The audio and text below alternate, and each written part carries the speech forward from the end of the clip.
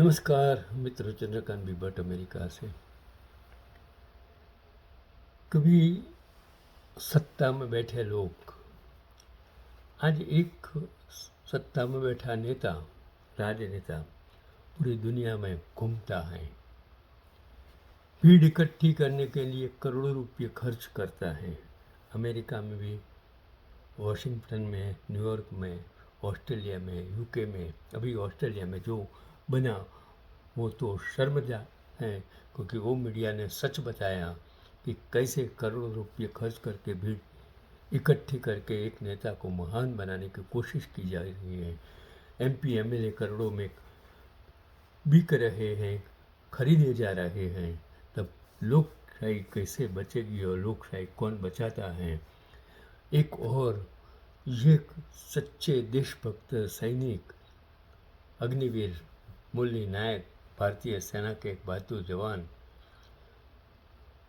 थे। अग्निवीर, उन्होंने ऑपरेशन सिंदूर के दौरान मात्र 23 साल की उम्र में भारत पाकिस्तान की सीमा पर बहादुरी दिखाते हुए देश के लिए अपनी जान न्यौछावर कर दी।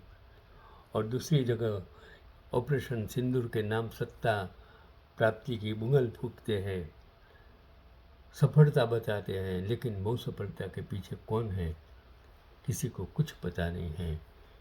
तो आपको बता दें कि श्री राम नायक और ज्योतिबाई के इकलौते बेटे मुरली नायक, इकलौता बेटा, 2022 में अग्निवीर भर्ती के पहले चरण में सेना में दाखिल हुए थे और वो भारतीय सेना की लाइट रेजिमेंट में सेवारत थे। तो उस रात गश्त के दौरान मुरली नायक का सामना सीमा पार करने की कोशिश कर रहे घुसपैठियों के एक समूह से हुआ। भीषण गोलीबारी में उन्होंने 5 घुसपैठियों को मार गिराया और दुर्भाग्यवश गोलीबारी के दौरान उन्हें गंभीर चोटें आई और वो शहीद हो गए। ये हैं सच्चे देश के सपूत, और वो हैं गद्दार जो संसद में बैठकर कमांडो के साथ घूमते हैं, 9,000 करोड़ के विमान में पूरी दुनिया का सैर करते हैं, मेडल लेते हैं। मेडल किसको लेना चाहिए वो आपको सोचना है। वो मुरली नायक जिसका जन्म 2002 गुजरात राइट्स वक्त 8 अप्रैल 2002 को हुआ, ने बचपन से ही देश सेवा का सपना देखा था। 2022 के दिसंबर में 20 वर्ष की आयु में उन्होंने अग्निपथ योजना के तरफ भारतीय सेना में भर्ती होकर अपने सपने को साकार किया और नासिक में 6 महीने के कठिन प्रशिक्षण के बाद उन्होंने असम में 1 साल तक सेवा की और वो वर्तमान में पंजाब में तैनात थे। ऑपरेशन सिंदूर से 2 दिन पहले हुई थी फ़ोन पर बात उसकी कि ऑपरेशन सिंदूर में जम्मू कश्मीर में वीर गति को प्राप्त होने वाले मुरली नायक ने 2 दिन पहले ही उनके माता पिता से फ़ोन पर बात की थी, जिसमें उन्होंने युद्ध में भाग लेने की बात कही और उसकी देशभक्ति और सेना के प्रति समर्पण ने उन्हें विशेष ऑपरेशन फोकस कैडर AVOPR में जगह दिलाई थी। मैं उसको शत सलाम करता हूँ और आपको अपील करता हूँ कि जागिए देशवासियों, जागिए। आपके करोड़ों रुपये गलत हाथों में जा रहे हैं, गलत हाथों में खर्च हो रहे हैं और आप ऐसे वीर जवानों के लिए कुछ नहीं कर सकते हैं। ऐसे ही एक भारतीय सेना का ऐसा जवान जिन्होंने रेजांगला के युद्ध में भारतीय सेना की एक टुकड़ी का नेतृत्व किया और चीनी सेना के करीब 1300 चीनी सैनिकों को मार गिराया था और भारतीय सैनिकों की तादाद उस समय मात्र 120 थी, जबकि चीन की फौज में 5,000 सैनिक थे। अफसोस वह इस जंग में शहादत को प्राप्त हुए। जंग के करीब 3 महीने बाद जब शैतान सिंह का पार्थिव शरीर मिला तो देखकर लोग उन्हें दंग रह गए थे कि शहीद होने के बाद भी उन्होंने अपनी बंदूक को मजबूती से पकड़ रखा था और 18 नवंबर 1962 को लद्दाख की चुशुल घाटी पर करीब 3:30 बजे सुबह दुश्मन ने गोलीबारी शुरू कर दी। मेजर शशांक सिंह को दुश्मन को मुंह तोड़ जवाब देना था, जो कि आसान नहीं था। दुश्मन हजारों की संख्या में थे, जबकि शैतान सिंह तेरा कमाओ कि करीब 120 जवानों वाली एक टुकड़ी की कमान संभाल रहे थे। परिस्थितियाँ बिल्कुल उनके विपरीत थी।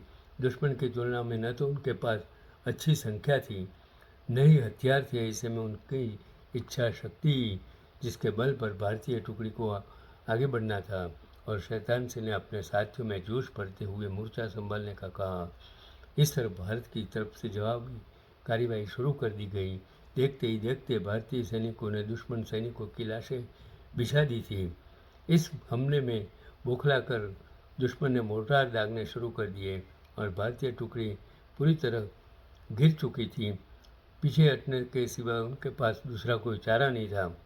मगर मेजर शैतान सिंह को यह मंजूर नहीं था। उन्होंने अपनी आखिरी सांस तक लड़ने का मन बना लिया था। दौड़ दौड़ कर वह अपने साथियों में जोश भर रहे थे। तभी अचानक एक गोली मेजर शैतान सिंह को आकर लगी और वो बुरी तरह से लहूलुहान हो गए।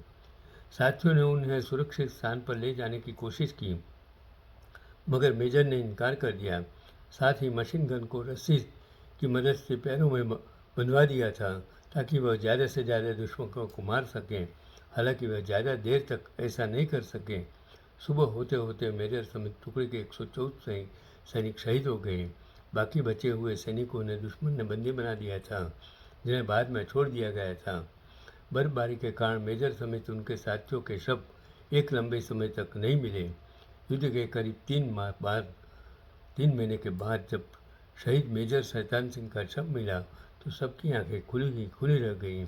उनके पैरों में अभी भी मशीन गन बंधी हुई थी, जिससे अंदाज़ा जा सकता है कि उन्होंने अंतिम समय तक किसी तरह से दुश्मन का सामना किया होगा।